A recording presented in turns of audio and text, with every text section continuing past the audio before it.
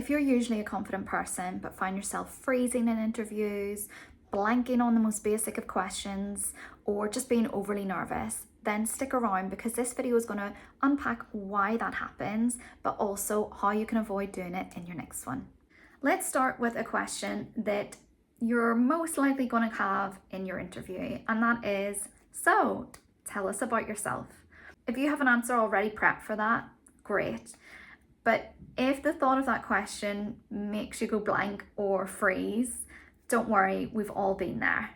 It's so easy to try and sound smart, or pulling keywords from the job spec, or just going into autopilot and trying to remember the AI script that we maybe got from ChatGPT. And there's nothing wrong with doing that.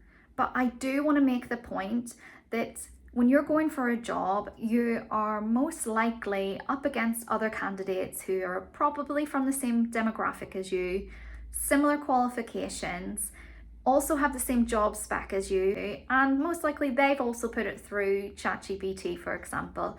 And what do you think it's going to pull out? The same answers for everyone. And this is something recruiters are going to spot a mile off. But it's also another reason why you feel so nervous going into the interview, because your answers are not your own. They're not about you. A simple question like, tell us about yourself, is actually an emotionally loaded question. So you can't answer it with stats and CV references or facts.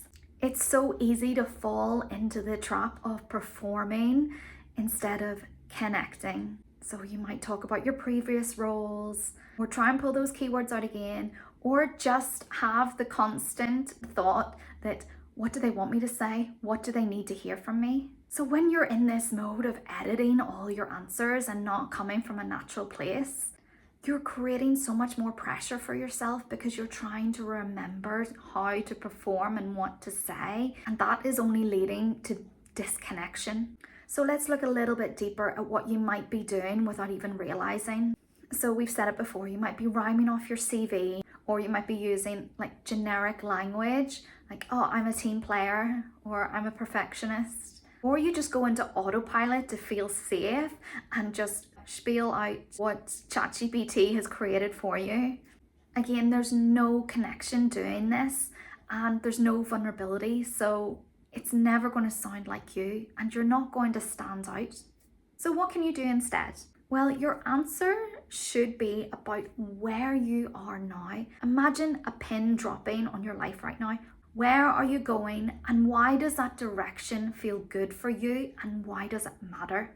This sounds so basic, but so few people do it, and recruiters are going to love it. So here's an example, and yes, I get the irony that I'm basically giving you a script right now. But I also want you to have an example that you can add your own voice to. Right now, I'm doing work that I'm good at, but not necessarily lit up by it. I'm looking for a role that challenges me creatively and allows for more meaningful collaboration. In the past few years, I've been the go-to problem solver in my team, which I love, but I'm ready to grow into a position where I can help shape strategy, not just do it. See how that feels so much more grounded and honest?